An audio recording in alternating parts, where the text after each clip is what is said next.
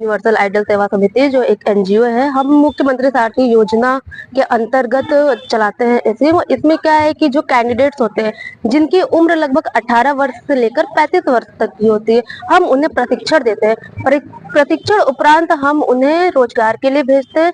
इसमें मैं आपको बता दूं कि हमारे यहाँ 3 तरह के कोर्स चलाए जाते हैं, जिसमें fashion designer, FTCP and MST, जिसमें कि कंप्यूटर हार्डवेयर सॉफ्टवेयर दोनों ही चीज हम सिखाते हैं। उसके साथ ही साथ हम उन बच्चों को क्या करते हैं कि मल्टी स्किल टेक्नीशियन एक ऐसा कोर्स है जिसमें RO हो गया, जो होम अप्लायंस चीजें होती हैं, घरेलू चीजें होती है, उनको रिपेयर करना सिखाते हैं। इसके साथ ही साथ हम उन्हें 1 घंटे का computer course, then speaking English और सॉफ्ट स्किल, जो कि हम कहीं पे भी जॉब के लिए जाते हैं तो क्या होता है कि कैंडिडेट्स को उनका बिहेवियर नहीं पता होता है, उनको एटिकेट्स नहीं पता होता है कि हम कंपनी में जाते हैं तो किसी सीनियर अधिकारी से या फिर सपोज दैट HR से हमें कैसे बातें करनी है, तो वो सारी चीजें हम सिखाते हैं। यानी कि एक बच्चा जो होता है वो एजुकेशन तो लेता है, लेकिन ट्रेनिंग एक ऐसा पार्ट होता है कि जब वो ट्रेंड हो जाता है तो कंपनी में जॉब के लायक हो जाता है। झारखंड सरकार ने ये जो योजना चलाई हुई है, मुख्यमंत्री सारथी योजना, इसके अंतर्गत वो युवक को क्या करता है, रोजगार के लिए तैयार करता है। और जो बड़ी बड़ी MNC कंपनी होती हैं या फिर ऐसी कंपनियां जो इंटरनेशनल लेवल पे वर्क करती है, उसमें हम अपने यहाँ के बच्चों का प्लेसमेंट कराते हैं। मैं उस दौरान आपको बता दूं कि हमारे यहाँ किसी भी तरह का कोई भी चार्ज नहीं लिया जाता है, यह निःशुल्क है, मतलब कि फ्री ऑफ कॉस्ट। और 3 टाइम तो खाना आप जानते ही हो, सुबह का नाश्ता, दोपहर का एंड रात का। इसके साथ ही साथ शाम में टी स्नैक्स भी होता है, जिसमें कैंडिडेट्स को अलग अलग तरह की चीजें दी जाती है। कभी आलू चप हो गया, छोला हो गया, ऐसे हम डिफरेंट चीजें उनको प्रोवाइड करते हैं। मेन्यू की मैं बात करूँ तो क्या होता है कि कहीं कहीं पे आपको केवल वेज मिलता है, लेकिन हमारे यहाँ क्या है कि गवर्नमेंट ने इसका प्लान कर रखा है, इसमें हम उनको नॉन वेज और वेज दोनों ही चीजें देते हैं।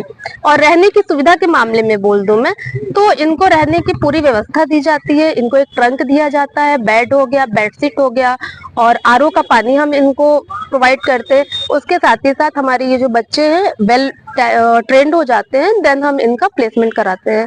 और मैं आपको इसके साथ ही साथ बता दूं कि झारखंड सरकार है, उसका हम बहुत योगदान समझते हैं इस मामले में कि वो झारखंड के यूथ के लिए बहुत ही अच्छा वर्क कर रही है।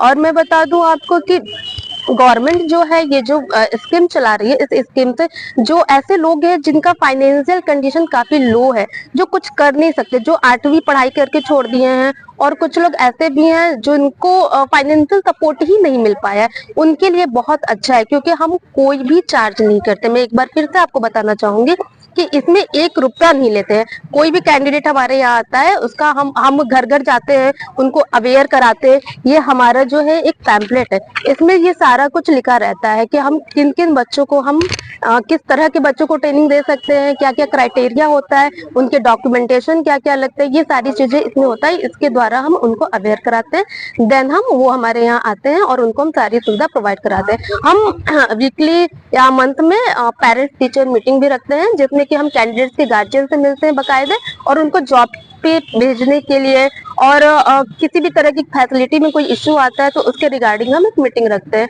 इसके साथ ही साथ हम उनको मेडिकल फैसिलिटी भी देते हैं, जिसमें उनका कोई चार्ज नहीं होता है। हम उनको खुद हॉस्पिटल्स ले जाते हैं और बाकायदा उनको सारी चीजें हम बताते हैं। तो ये जो झारखंड सरकार ये जो योजनाएं चला रही है वो यहाँ के यूथ के लिए चला रही है। तो मैं एक बार झारखंड सरकार को तहे दिल से धन्यवाद कहना चाहूंगी।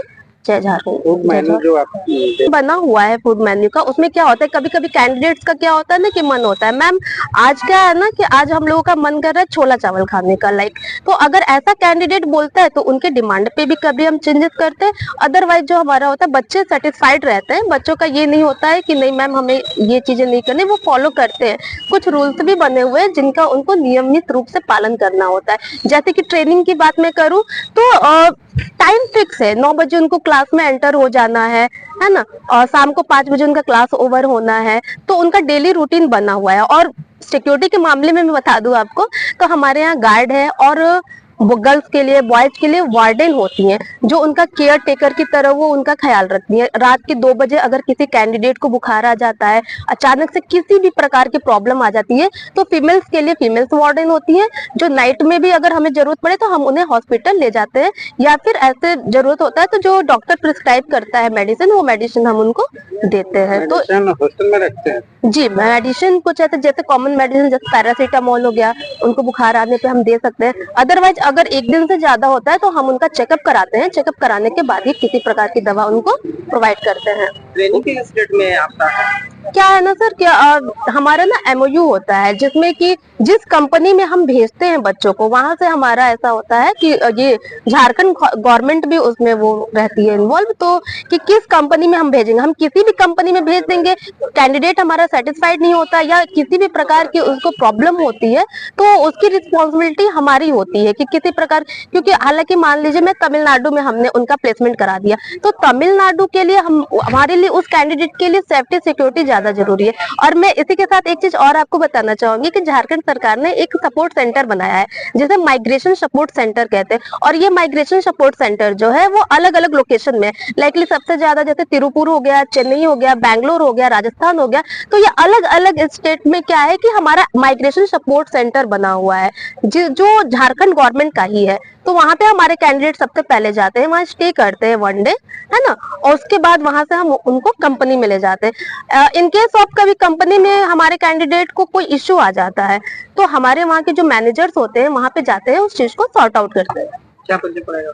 मेरा नाम रिया कुमारी है, मैं यूनिवर्सल आइडियल सेवा समिति की केंद्र प्रबंधक हूँ।